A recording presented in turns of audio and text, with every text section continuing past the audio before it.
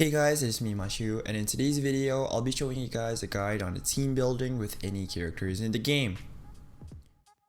Most things in this video is purely my opinion from my experience as a budget player with some references from articles and web information that I've linked down below. If you have contradicting opinions and different point of views, feel free to also share it down below in the comment section.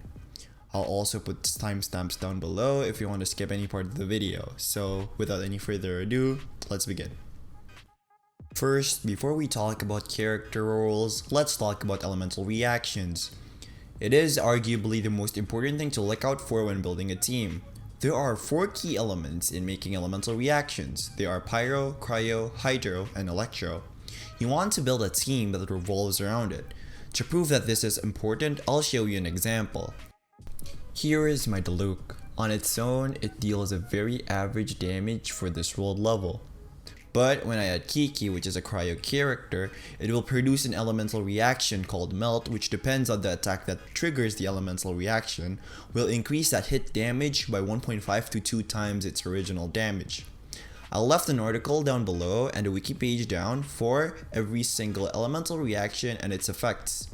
When you're building a team, you want to at least have one elemental reaction that will significantly help you increase your damage. Because you don't want to, for example, proc Superconduct, which is Electro plus Cryo, when you're not dealing any physical damage, because Superconduct only reduces the enemy's physical resistance. There is also Crystallize and Swirl. Swirl deals AoE damage, while Crystallize gives you a shield.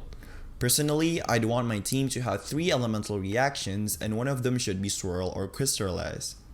The other ones are dependent on the characters I use.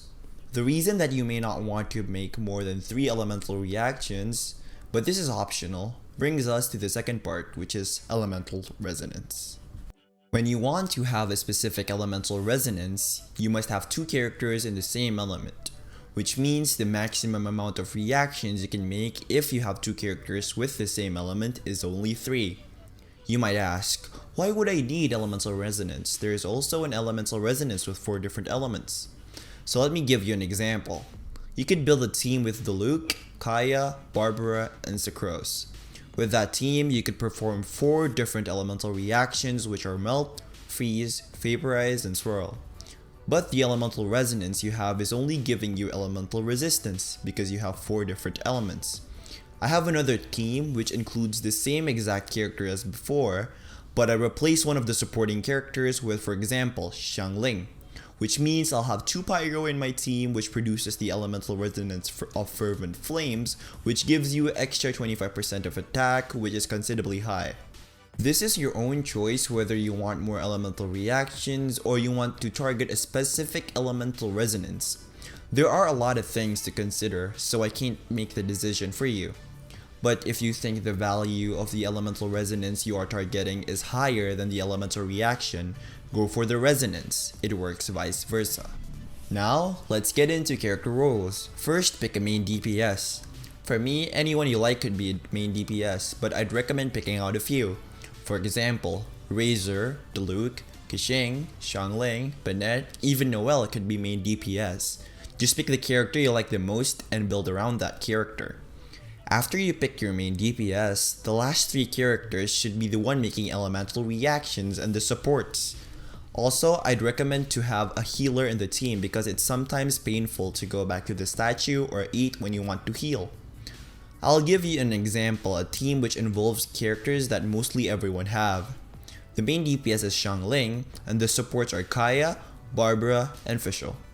This team will provide elemental reactions which will support the main DPS by a lot, and this team has a healer which is Barbara. The guide is basically to always have one main DPS and 3 characters that deals or help increase your damage while being off the field. For example, Fischl's Bird or Xiangling's Gooba. Now, my last point is about picking specific characters. For example, you have a main DPS like Diluc, and you're looking for a support, but you suddenly pulls out Keqing. You already own a Fischl, you might ask which one to use as support. The answer is Fischl, because Fischl brings so much more value while being off the field with its Oz. while Keqing's skill is mostly a main DPS skill which doesn't fit the role of support. Don't worry if you pulled out two 5-star characters and you want to use them but they are both DPS. You will need at least 2 teams moving further in the Spiral Abyss. The conclusions from this video are: build a team around your favorite character, take advantage from elemental reactions and elemental resonance system, choose a main DPS and 3 other supports including 1 optional healer, and pick a support character that helps you while being off the field. That's everything you need to start building a good team. You can comment down below if you have different opinions or views in this topic, because it's always good to discuss about things and improve as a player together. Before I end this video, yes, the account on the gameplay is actually a budget account. I only bought a battle pass and also the monthly pass for the account. I only spent around like $15 a month. If you're interested for account review, a budget account with 6 5-stars, make sure to click like and subscribe if you want to. Thank you, and I'll truly see you guys all later.